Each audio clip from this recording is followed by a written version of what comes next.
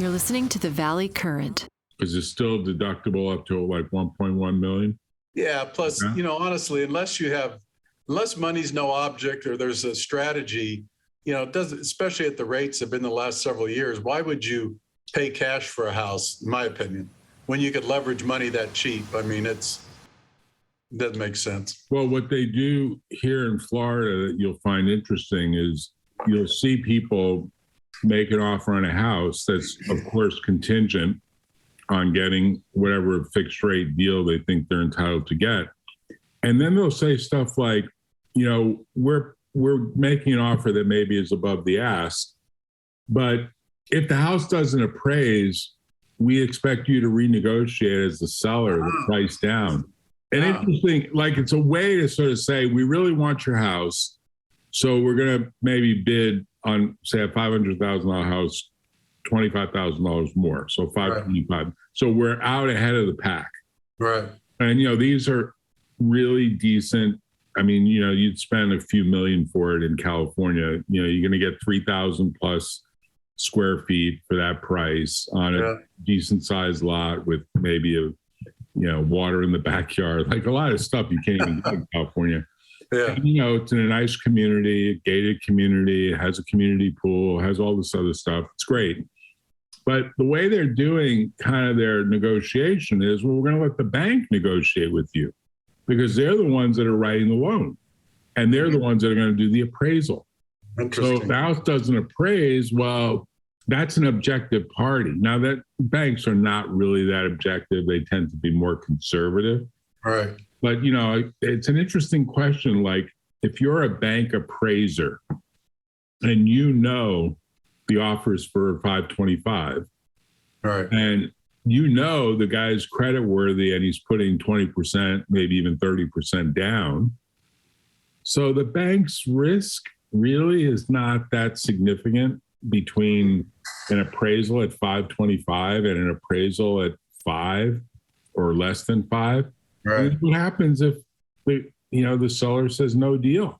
Yeah. And the buyer's disappointed, the bank doesn't book the loan. Like there's so many repercussions to this. Right. So it's kind of an interesting question to think about. I don't even think anyone in California ever even tries to do that. No. Like to say, you're going to have to negotiate with my bank if my bank won't give me the full appraised value of it. There's so much demand for property. It's sad to say, but the seller, the listing agent, the seller have all the power for the most part.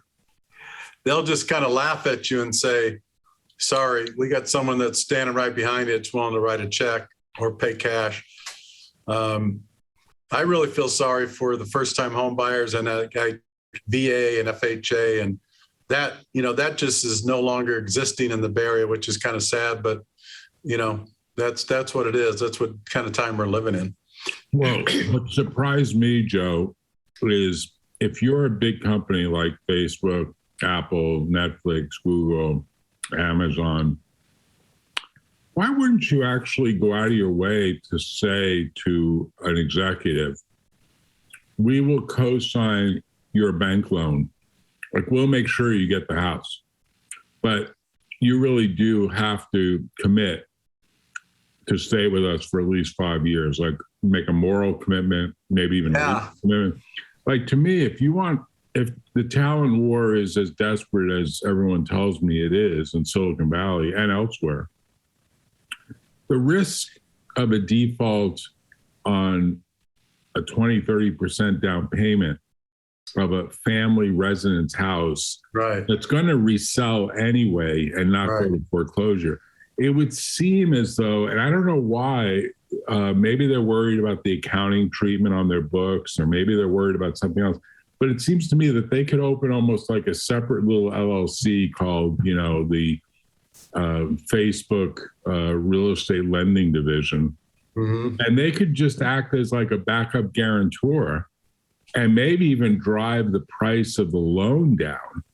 Yeah, it's interesting you say that. You know who does that on a regular basis, and only because I've been in the middle of it, is the churches.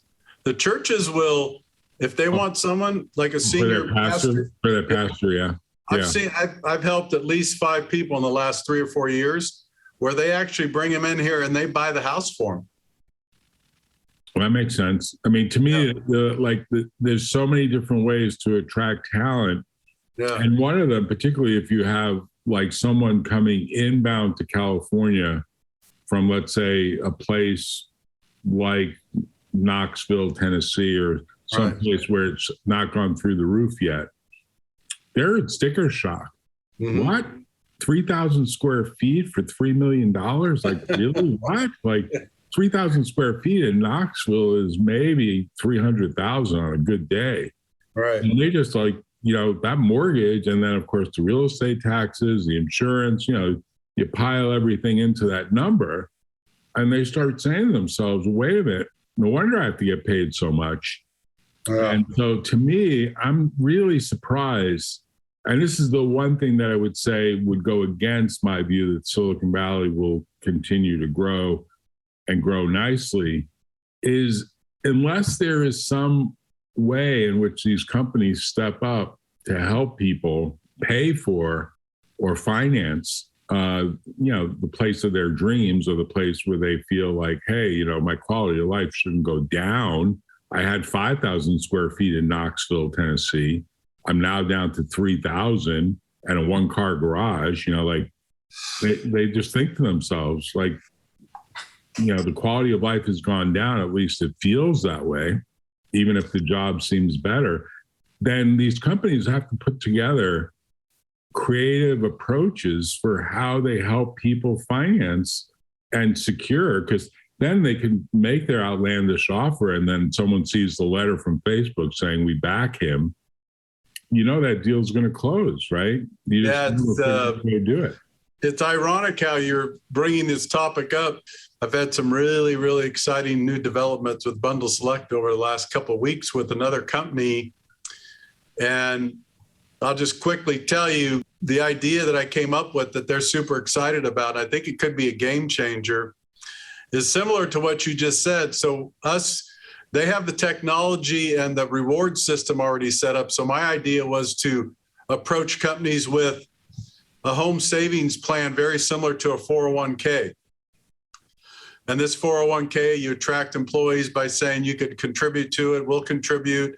And we also have the mechanism where parents, grandparents, and get this, even when you use a credit card, a certain amount of money could go from that credit card to your housing plan. So over a few years, you build this housing savings plan the similar way you do on a 401k, but you get all these entities investing, helping you for this purpose. And they already have the system in place. In other words, they're already rewarding people for using credit cards for things all over the world. So we're working on a platform that would build this, if you could just look at it as like a 401k, but a home savings plan, call it, but the same principle. But the system's already in place to feed it. So they already have the technology and the platform with credit cards. So right now you could go to their site, enter American Express, and now everything you charge on American Express, you could dictate the percentage of money that's going to go on all those purchases back to the employee savings fund. Right. So you're building some that says, why bother with airline points when you can get residential points? Right. And I would call it, just to avoid the confusion with health savings, HSA, I'd probably call it RSA, residential savings account. Like you're saying indirectly, there is a product for health called a health savings account. HSA, yeah. And you're sort of saying, well, there's another HSA. You're calling it a home savings account. I'm calling it RSA, residential savings account. Yeah. And I'm saying, you're effectively saying the American dream should be achievable. Yes. You just have to put some smarts towards, even like starting today, you might even go so far as to say, your grandchild was just born, you could start an RSA for that person at $500 a month, sock it in there. And just like a health savings account, whatever investments accrue tax-free and grow, or like an IRA. Like a 529. Like a 529, so it's growing. Right. And when that person gets to be 21, 22, right, they got the down payment for the American dream. Exactly. And they have it without like beg, borrowing, and stealing, because you've built over 20 years that little tax-free account. And that starts to build the American dream for people who would otherwise be renters. And it becomes a really great game changer for an employee offer, right? Right. We have an RSA. What's an RSA? Yeah. So let's show you how that works. It's just as important as your 401k and your medical and dental. Right. In fact, just you mentioned it, but I'm pretty sure that for people that get 529 plans and then they don't use them for education, I think there is some optionality to use it for a first-time home buy. That is true. Right? I know that is true because I did that for my daughters. Yeah. Right. So conceptually, if you think about it from the point of view of a parent or a grandparent, right, helping a newborn to start planning for his or her independence. Right. And homeownership is sort of that statement, because when you talk to people who rent, they're always feeling like, yeah, the rent went up and I can't afford to move and I can't afford the rent. And they're caught in this trap. And it ultimately does affect human motivation, because it ultimately does make people either feel like, well, I'm just on a treadmill, versus people who feel like, well, I'm really able to eventually imagine my home being my pension, whether it's through a reverse mortgage or sale or whatever. Yeah. I mean, I heard a story today from someone who said, yeah, my mom finally is going to sell the 20-acre ranch that she inherited from her grandparents or parents or all of the above.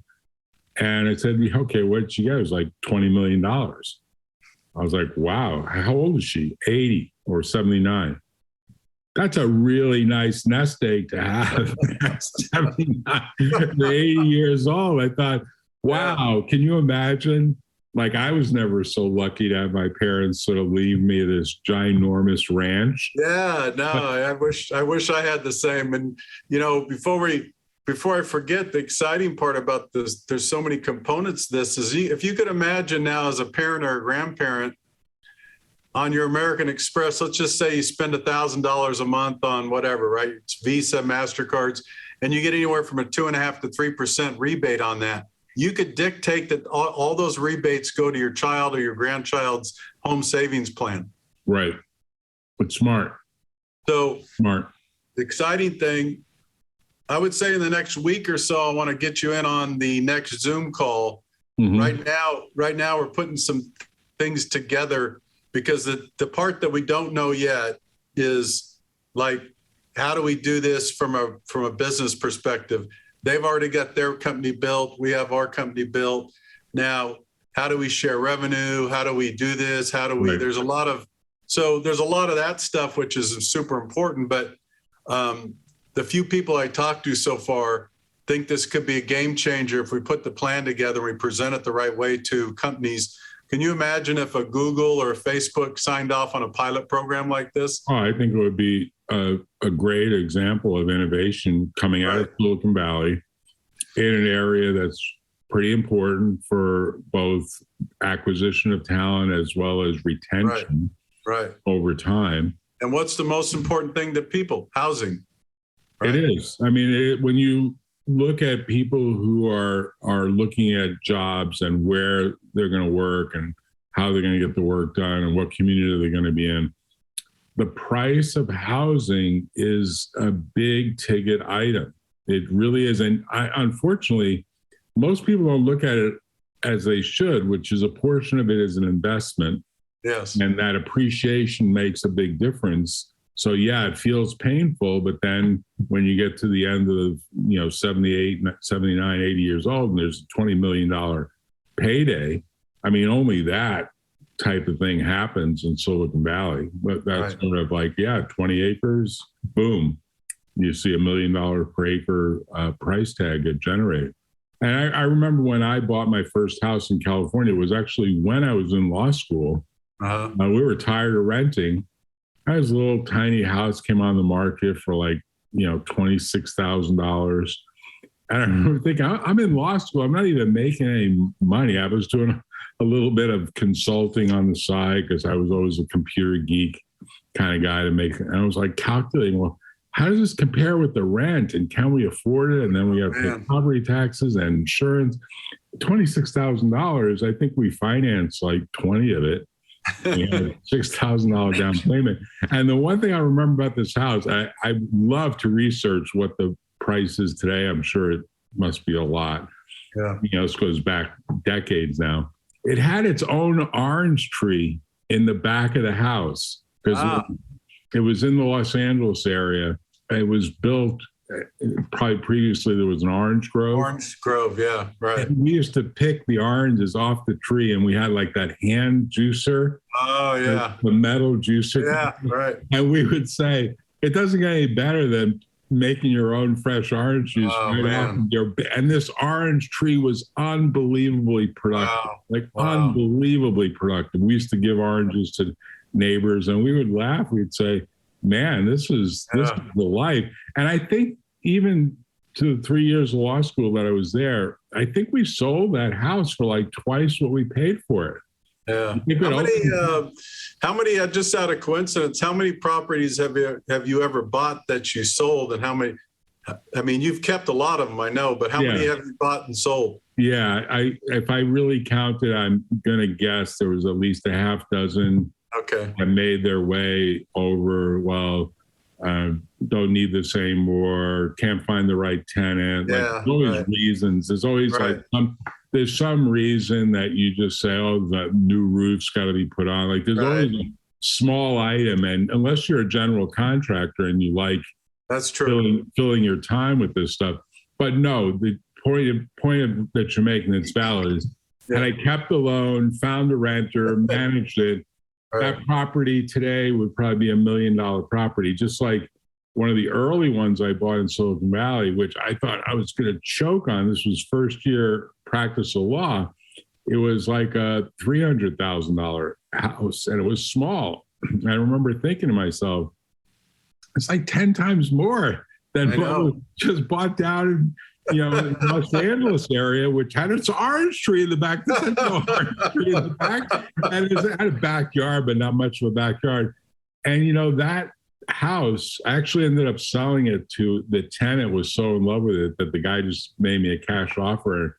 Like a fool, I took it. I mean, I made money on it, but today that house is appraising at over $2 million. Man. Something that I would have paid or did pay $300,000. I think again, I financed like $250 of it. Well, I think it goes to your point earlier, Jack, and people have a hard time looking at the bigger picture because very few people are patient. They want the immediate fix, and everybody has their story. I bought my first house for $118,000, and I swear to God, I didn't buy furniture for a couple months because I was scared. I was afraid I wasn't going to be able to make this $800 payment, of which I had a 12% interest on. Right. And I literally, this is funny. I have pictures. I had patio furniture in my living room. That's what I used for a while. It was comfortable. It worked. It worked. No, I agree. You make other choices. You make other trade-offs. Right. And you just accept. Like, I know for the longest time, I drove like one of the oldest cars around, and like, well, where's all your money going? It's mortgage, taxes, right?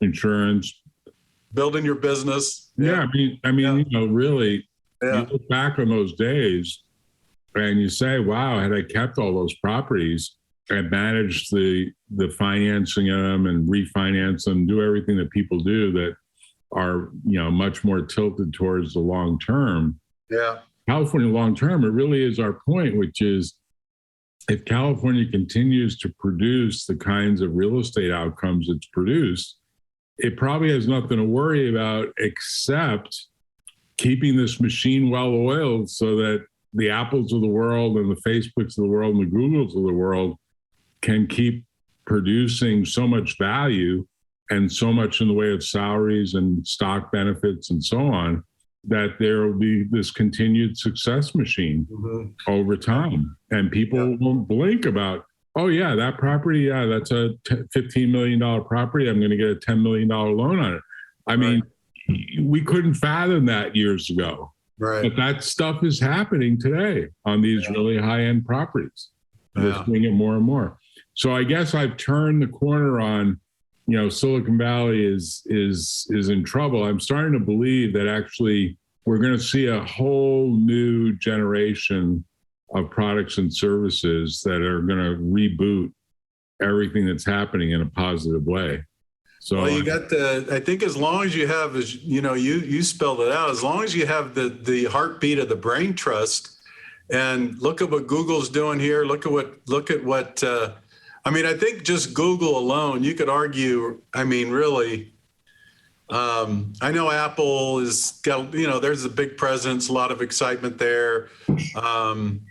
But when you're seeing a company like Google put their footprint in downtown San Jose, and they're building this Google Village, and I've seen the renderings already. It's quite amazing. No cars near it. It's just public transportation in, bicycle paths, all this kind of stuff. When you have a commitment like that, and these other high tech companies, I would agree. I'm not sure what's going to turn that boat around at this point. I think the momentum is all there, and this health initiative of these wearable devices that will really start to take off over the next 5 to 10 years, maybe less. We're going to see a whole rebirth in a way that we can't even fully imagine right now. So I'm more and more sort of turning my attention towards Silicon Valley. Always seems to figure out a way to reinvent itself. They do, don't they? And there's always some new thing. And there's always then this amazing quick rush of capital that just makes it happen. And that's the magic of Silicon Valley. There's just a lot of trust in the future, a lot of optimism, and a lot of sort of the world is getting better, not worse, notwithstanding all the crazy stuff we see happening in Russia and Ukraine. Yeah. It's like a different world. Yeah. That's like an old world that's self-destructing. Yeah. And this new world is really very different, very connected, very instantaneous. And the leader is sort of Elon Musk. He's kind of the leader of the new world order of everything is electrified, everything is instantaneous. Oh, I just decided to buy Twitter. Yeah, I thought about it. Boom. I'm going to make it happen. And the financing will rally behind him.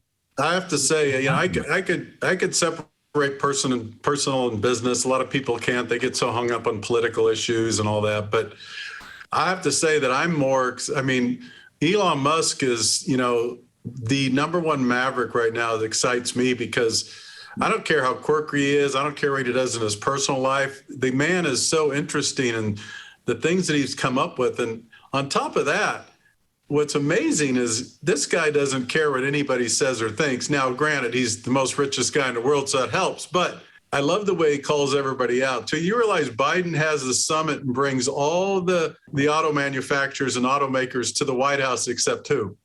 Elon Musk. Who sold the most electric cars in the world year to date? Elon Musk. Yeah, right? It's crazy. I would put him in charge of the committee. So, Jack, they're talking about the new Green Deal, right? And they don't invite the guy that not invented, but you know what I mean, the guy that's excelled the electric car business and is killing everybody. And the reason they don't invite him is because he's non-unionized. Can you believe that? That's so stupid. I mean, you know what I'm saying? It's stupid for a variety of reasons, but the most important of which is Tesla's got experience running a grid, an electrical recharging grid. Yes, right. For profit. Right. They make money on that grid. And so they need to share that knowledge of if the world is really moving off of fossil fuels, and we're not going to see a gas station maybe 5 miles apart from each other, 10 miles, fewer and fewer gas stations, more and more of them close down. If that really happens, and more of the world is going to be recharging stations, you got to learn from someone that's got like 10 years of experience doing it. There's so many little nitty gritty issues you got to learn about of running essentially that grid and how to keep it up 99.99% of the time, because it can't go down.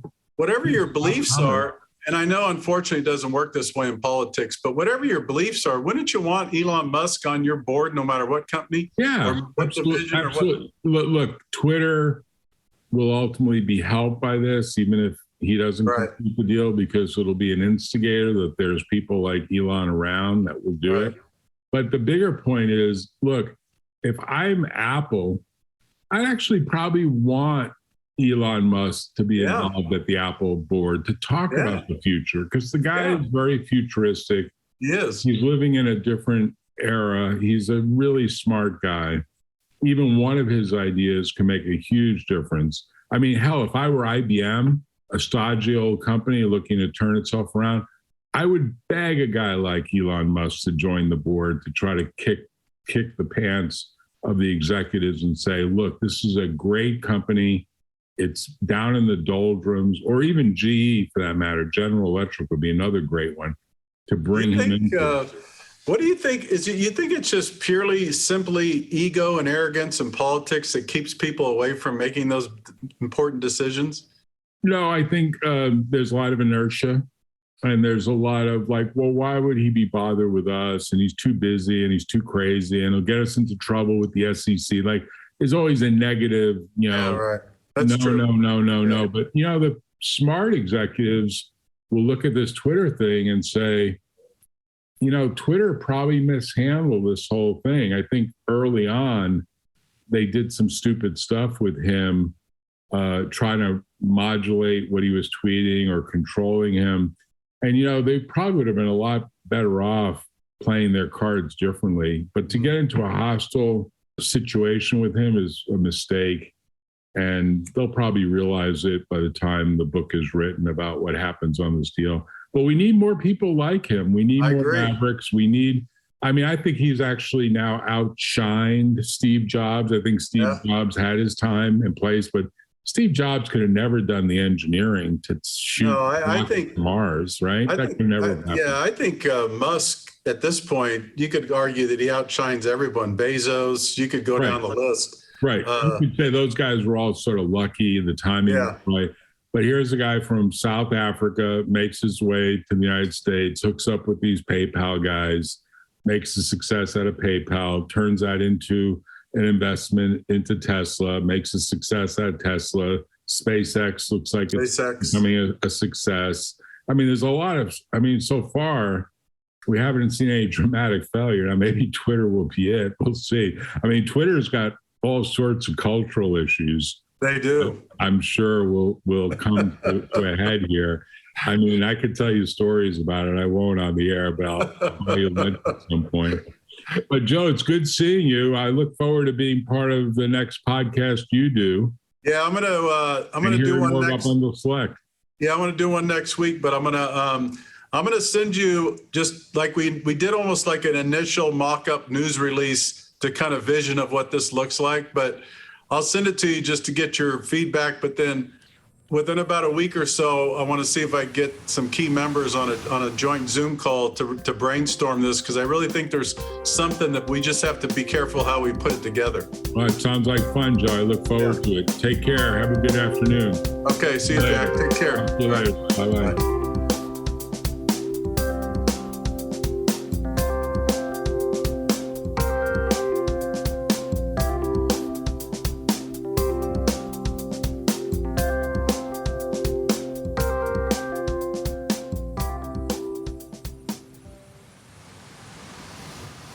Tune in next time on The Valley Current.